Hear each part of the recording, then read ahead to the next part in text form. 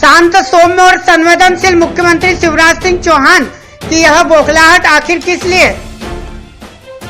कमलनाथ पर भद्दी टिप्पणियां कर प्रदेश की जनता का अपमान कर रहे हैं मुख्यमंत्री चौहान। अपनी सरकार के 20 सालों का हिसाब किताब लेकर चुनाव में जाएं शिवराज। झूठे आरोप और भद्दी टिप्पणियां क्यों? शिवराज सिंह की बौखलाहट बता रही है सरकार जा रही है।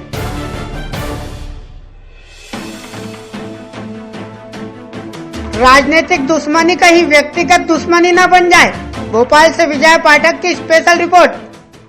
कहते हैं ना, जब नाश मनुष्य पर छाता है तब पहले विवेक मर जाता है। ये बात अब मुख्यमंत्री शिवराज सिंह चौहान पर चरितार्थ कर रही है। मध्य प्रदेश में विधानसभा चुनाव की तारीखों का ऐलान अभी हुआ ही नहीं कि लेकिन प्रदेश के मुख्यमंत्री शिवराज सिंह चौहान की बौखलाहट बाहर आना शुरू हो गई। कभी शांत, सौम्य और संवेदनशील व्यक्तित्व रखने वाले मुख्यमंत्री शिवराज सिंह चौहान की बातचीत का स्तर दिन प्रतिदिन गिरता जा रहा। राज्य के मुखिया कांग्रेस के वरिष्ठ नेता कमलनाथ को लेकर भद्दी टिप्पणियां करने से खुद को तनिक भी पीछे नहीं रख पा रहे। 2 दिन पहले मुख्यमंत्री शिवराज सिंह चौहान ने कमलनाथ पर जो टिप्पणियां की उसको लेकर पूरे देश में चर्चा है। शिवराज सिंह चौहान पर संवेदनशीलता को छोड़ते हुए कमलनाथ को कभी कपटनाथ, कभी कहते हैं उम्र हावी हो गई है, कभी पागल जैसे भद्दे शब्दों का उपयोग करते हैं, कभी सड़क छाप नेता कहते हैं। कहीं उन्हें ये लगने तो नहीं लगा है कि आगामी विधानसभा चुनाव में उनकी सरकार सत्ता से बाहर जाने वाली है। चुनाव परिणाम चाहे जो हो, लेकिन प्रदेश में राजनेताओं द्वारा एक दूसरे पर जिस तरह से भद्दी टिप्पणियां की जा रही हैं, उनसे कहीं न कहीं प्रदेश की छवि राष्ट्रीय स्तर पर खराब होती है। प्रदेश के मुखिया द्वारा बीते लगभग 2 वर्षों से कमलनाथ पर जो भी भद्दी टिप्पणियां की जा रही हैं, उन टिप्पणियों पर संगठन और पार्टी के पदाधिकारियों को ध्यान देना चाहिए, क्योंकि अगर संगठन और पदाधिकारी ऐसे ही चुप्पी साधे बैठे रहे तो निश्चित ही वो दिन दूर नहीं जब सवाल जवाब का ये दौर व्यक्तिगत दुश्मनी में बदल सकता है, जिससे प्रदेश को बड़ा नुकसान हो सकता है।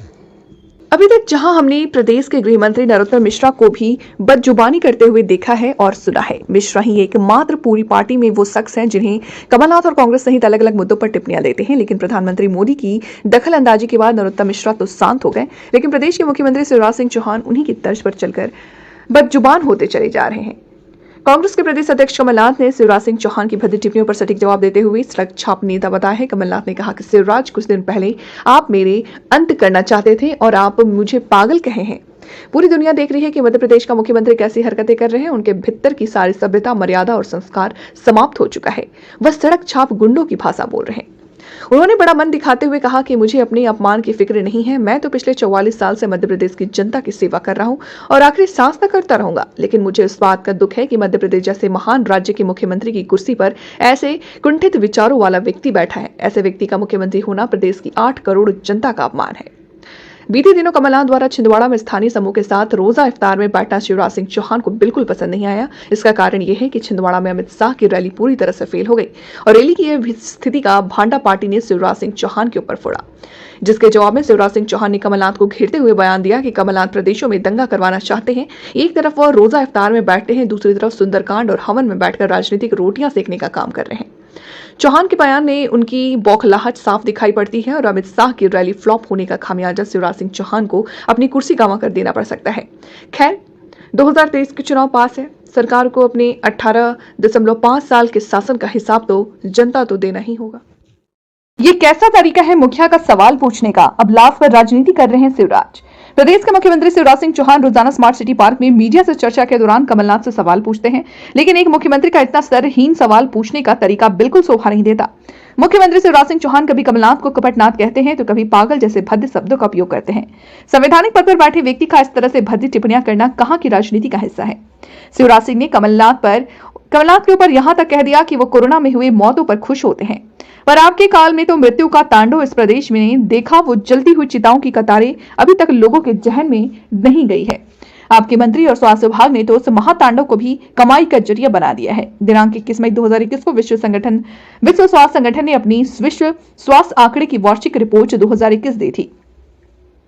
इस रिपोर्ट में अंकित किया गया था कि महामारी से विश्व के कुल संक्रमितों की संख्या 16,64,66,762 में से भारत के संक्रमितों की संख्या 2,62,85,069 है, जो कि विश्व का 16% है। रिपोर्ट 2021 के 80 लाख मृत्यु के 16% के हिसाब से भारत में करीब 13 लाख लोगों की मृत्यु कोरोना महामारी से हुई है। देश की कुल आबादी जो कि 135 करोड़ है, उसमें मध्य प्रदेश की कुल आबादी 8.66 करोड़ है, जिसका अनुपात प्रतिशत 6.41% है। इसमें आबादी प्रतिशत के आधार पर मध्य प्रदेश में करीब 83,330 लोगों की मृत्यु हुई है। इस रिपोर्ट में प्रदेश के गांव में हुई मृत्यु को नहीं जोड़ा गया है। यदि गांव में हुई मृत्यु को जोड़ा जाए तो यह आंकड़ा 1,50,000 के पार हो जाएगा। शिवराज सिंह ने हर एक मृत्यु पर 1 लाख देने की घोषणा की थी। उसी हिसाब से 1500 करोड़ के लगभग का मुआवजा अपने आपको बांटना था। झूठी घोषणाएं आपकी फितरत सी बन गई है। 2020 में फसल खराब होने का मुआवजा हो या फिर आपकी लाडली बहन योजना और बेरोजगार युवाओं को प्रतिमाह 8,000 रुपए, आपकी सब योजनाएं की हवा हवाई है। प्रदेश में हर साल इन दोनों योजनाओं का वास्तविक आबादी के हिसाब से खर्च 1.80 लाख करोड़ बनता है, जबकि मध्य प्रदेश का कुल बजट ही 3.5 लाख करोड़ के लगभग है। भोपाल से विजय पाठक की स्पेशल रिपोर्ट।